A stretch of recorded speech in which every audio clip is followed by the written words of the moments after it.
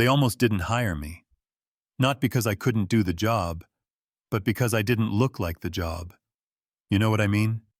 The kind of quick judgment that feels like a door closing before you touch the handle, and then the man whose name sat on the top of the building called me himself. I was in a diner nursing cold tea and a bruised ego when my phone lit up, and a calm voice said, "This is Damien Argent. I found your resume in the discard pile, and I want to meet you at 9 top floor my office."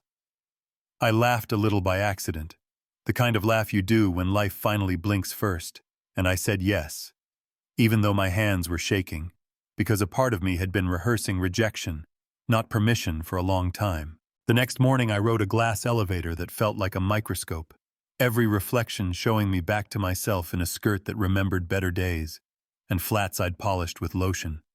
The executive floor smelled like money and lemon cleaner, and every head that turned had that polite confusion, like a GPS struggling to recalculate. Then I stepped into his office, and he stood with his sleeves rolled and said my name like a verdict he'd already signed. "Maria Dean, you're early. Good start." I told him thanks for seeing me, and he said he read my cover letter and liked that I didn't try to sell him a new personality, like it came out of a vending machine, that I respected the work and told the truth. And before I could sit, he said it straight. "You're hired starting today." And yeah, that happened. My heart did a cartwheel and my mouth said thank you, like it had been waiting on the edge of that word for years. My desk was outside his door, a slab of glass that made me sit up straighter. The other assistants floated by with perfume and perfect blowouts, and the kind of heels that announce you before you arrive. And one of them, Alana, eyed me like she was doing inventory and said to her friend, not quietly, "Guess we're doing charity now." And it stung, because I heard it, and because a part of me worried she was right. I unpacked what I had: a chipped mug for pens, a tiny photo of my mother, who could level an entire room with one look, a blue notebook with scuffed corners. Then I opened the calendar, and the mess started to sing. Legal burying the numbers. They didn't want the board to see. 2 VPs double-booked into the same hour, like we'd discovered cloning a deck with last quarter's figures acting brave. So I fixed it fast and quiet, the way you fix a crooked frame so the room can breathe again. That's when the sabotage showed up, smiling. Someone told me a meeting moved to 3, when it was actually at 1:30. I sprinted down the hall and slid into the boardroom. Breathless faces turned like I'd slammed a door. But Damien didn't flinch. He pulled the chair beside him and said, "Good, you made it. Let's begin." And when he skimmed my one-page summary and gave me the smallest nod, I felt something unlock in my chest I hadn't let myself want. Later, he asked why I walked like I owed the room an apology, and I honestly didn't know. So he showed me 2 photos from an event. One where I tried to disappear into a column, and one where I was handing off a document taller by an inch. You could feel. "That one is you," he said. "The other is a story someone else put on you," and he offered to send me to a stylist he trusted. Not for a makeover, for armor. And the way he said it, like protection without pretending, I said yes. Elise worked in a quiet studio with soft mirrors and kinder light. She didn't say pretty or not pretty. Once she said, "Your shoulders curl because you've been carrying everyone else's expectations. Let's buy your spine a little room." And she dressed me in structure without noise, blouses that respected my neck, a blazer that knew how to land, glasses that fit, instead of hiding me flat shoes with calm authority. Nothing flashy, nothing that felt like lying, more like reminding my body that I didn't have to apologize for existing. Monday. When the elevator doors opened, the floor looked the same, but I didn't not because of clothes, because I'd decided to stop shrinking to fit a doorway that was already open. Heads turned.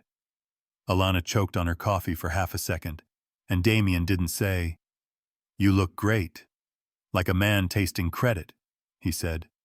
"Morning, the Cairo proposal needs a currency risk flag." And I said, "Already in your inbox," and he said, "Smart." And it was the exact size of praise I needed. When the head of international got sick right before a big board presentation, the room just kept going because that's how rooms are. And Damien handed me the clicker. "You've been in the loop, present it." And I said, "I'm not in that department." And he said, "You are now." So I walked in with my palms slick and my breathing shallow, and I spoke like I was building a bridge while we crossed it. A CFO tried to interrupt because that's his favorite hobby, and I lifted my voice just enough. "Excuse me." I wasn't finished, and the table went quiet the way a lake goes still before it reflects the sky.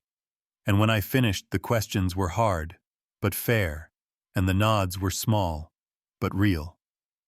Reporters asked Damien who the new director was, and he said she isn't a director. She's the reason it worked. And later a small leather notebook with my initials showed up on my desk, with a note that said, "Power isn't given. It's taken with quiet consistency. You've earned every inch." And I sat there touching the letters like they were warm. The problem with growing in public is people start to narrate your story for you. The rumors came soft at first, and then mean the kind that erase your work with one lazy accusation. "She's with him." Obviously, that's why she moved so fast. And hearing that after climbing a staircase you built yourself is like someone spitting on your shoes and asking why they're wet. Doris at reception handed me peppermint tea and said, "They're talking honey, not kindly." And I felt rage and sadness take turns. So I told Damien the truth. "People think you promoted me because of something personal." And he looked out at the city and said, "When I first saw your resume, it was business now. I would be lying if I said it's still just business." And the room went very still because honesty can be a cliff and a parachute at the same time. I told him I needed space, not a dramatic exit, a leave to find my voice without his shadow, and he said he'd approve it, and that I wouldn't owe him anything he hadn't asked me to owe, which is the only sentence that made me trust him more. I didn't go to the beach. I rented a desk in a co-working space that smelled like espresso and possibility, and I started writing under a pen name, The Invisible Worker's Diary. Small stories of people passed over for not fitting a look, a sound, a script, and the messages that came back were a chorus, baristas and warehouse leads and junior teachers and line cooks saying "me too." And those 2 words built me bigger than a new jacket ever could. 6 weeks later, I walked back into Argent with a steadier step. No dramatic hair, no statement necklace, just me. And I asked to move to the 10th floor where the company kept a brochure-deep outreach program. I wanted to build something that didn't rely on proximity to his door. And Damien nodded and tripled the budget like a man who knew when to lead and when to get out of the way.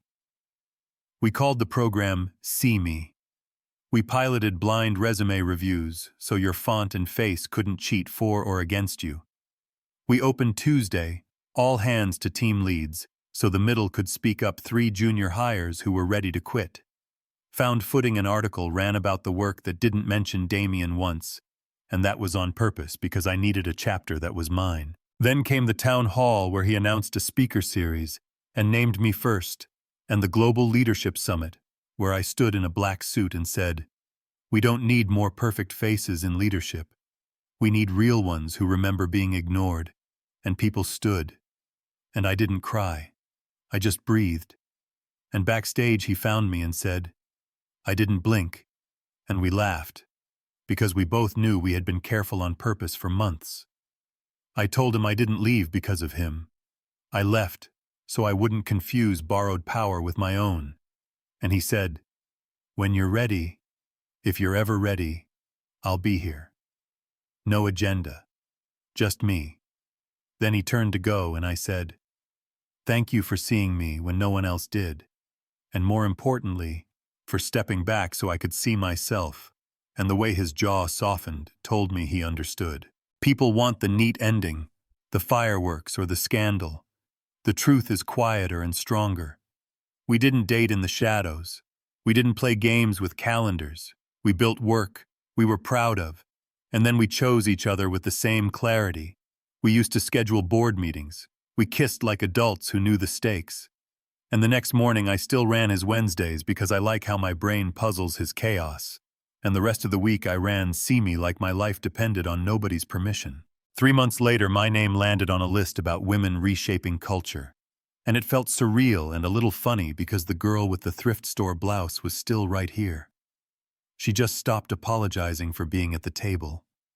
And when I look back to the diner and the cold tea and that phone call, I keep thinking about this one small truth. You don't become visible by being loud. You become visible by being undeniable. And that means a spine. You don't fold a voice. You don't loan out and work. That keeps showing up. So let me ask you this, because I know the comments will go there anyway. Can a workplace handle it when power and feelings ride the same elevator? Or is it always a mess? No matter how clean you draw the line. And if you were me, would you have taken the leave? Built your own floor and walked back through the same lobby? Or would you have burned it all down and started somewhere fresh? Tell me what you've seen. What counts as fair? What smells like bias? Who gets to decide hit subscribe if this hit you somewhere real? Drop a like, so more people who need it will find it, and tell me your story below. I'll be reading.